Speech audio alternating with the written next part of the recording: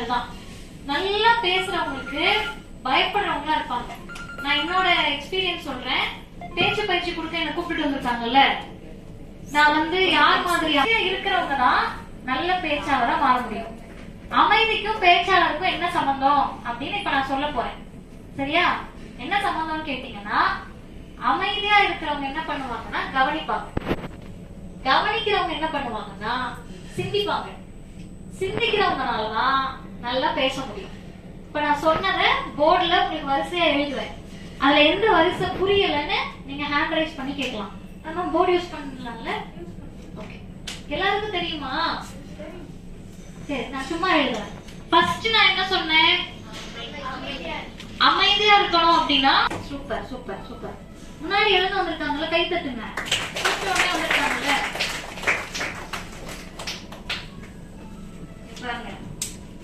First பக்கமா? அடுத்த பக்கம் இருக்கா? நெக்ஸ்ட் பேஜா? அடுத்து இப்ப ஆதிவள்ளியப்பன் சார் கிளாஸ்.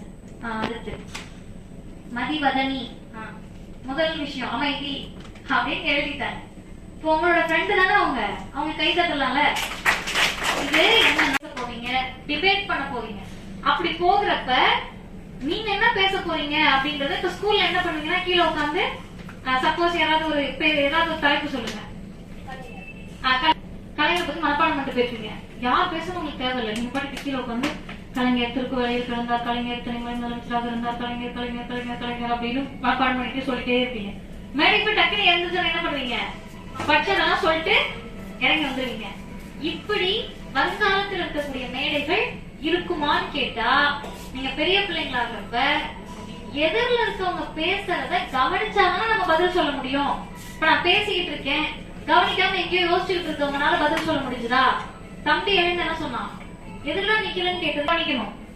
நியூஸ் பார்க்கணும், அதை கவனிக்கணும். என்னதான் நடக்குது தமிழ்நாட்டுல, என்னதான் நடக்குது இந்தியாவுல அப்படின்னு கவனிக்கணும். செய்தித்தாள் இருக்குல்ல, எத்தனை பேருக்கு உண்மையை சொல்லணும் காட்டு? நியூஸ் பேப்பர் பாப்பேன் அப்படின்றவங்க, படிப்பேன் இல்ல பாப்பேன். எல்லாரும் பாப்பீங்கல்ல. கேள்வி சரியாதான் நம்ம தான் போவீங்க. உங்க எல்லாரோட முகமும் இங்க இருக்க எல்லாருக்கும் ஞாபகமே இருக்காது கண்டிப்பா. யாரோ 3 பேர் இல்ல 5 பேர் தான் ரெஜிஸ்டர் ஆயிருப்பாங்க, மூளையில பதிவாயிருப்பாங்க. அப்படி நீங்க உங்களோட ஸ்கூல்லயோ நீங்க போகக்கூடிய இடத்துலயோ எல்லாருடைய மனதிலும் இடம் பிடிக்கணும்னா புதுசா நீங்க ஏதோ பண்ணிருக்கணும். இப்போ ஒண்ணு வேணாம், நான் மட்டுமா பேசுறேன். எத்தனை பேர் பேசிட்டு இருப்பாங்க என் வயசுல? நம்மளுக்கு ஏன் கூப்பிடுறாங்க அப்படின்றத நீங்க யோசிக்கணும். இதுக்கும் செய்தி வாசிப்புக்கும் நியூஸ் பேப்பர் வாசிப்புக்கும் என்னன்னா, உங்களோட தமிழ் புக்க உங்க கிளாஸ்ல இருக்க எல்லாரும் படிப்பாங்களா? English, maths, science, social science எல்லாரும் படிப்பாங்க. எல்லாரும் அதை படிக்கிறத நீங்களும் படிச்சீங்கன்னா மார்க் எடுப்பீங்க.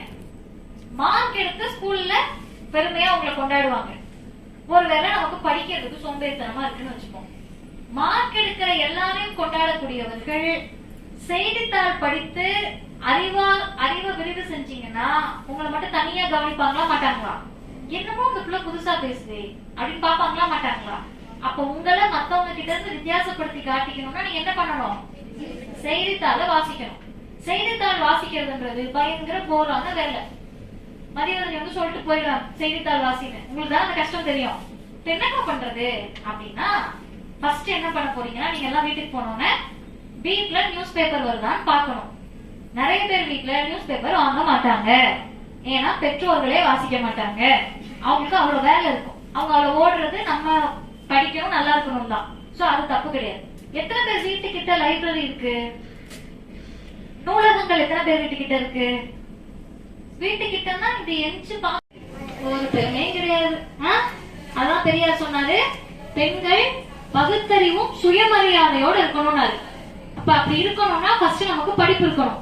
ஆண்கள் அப்படி படித்து வரக்கூடிய பெண்களை ஏளனப்படுத்தக்கூடிய இடத்துல என்ன நடக்க கூடாது. சொல்லு, ஏதோ சொல்றாரு.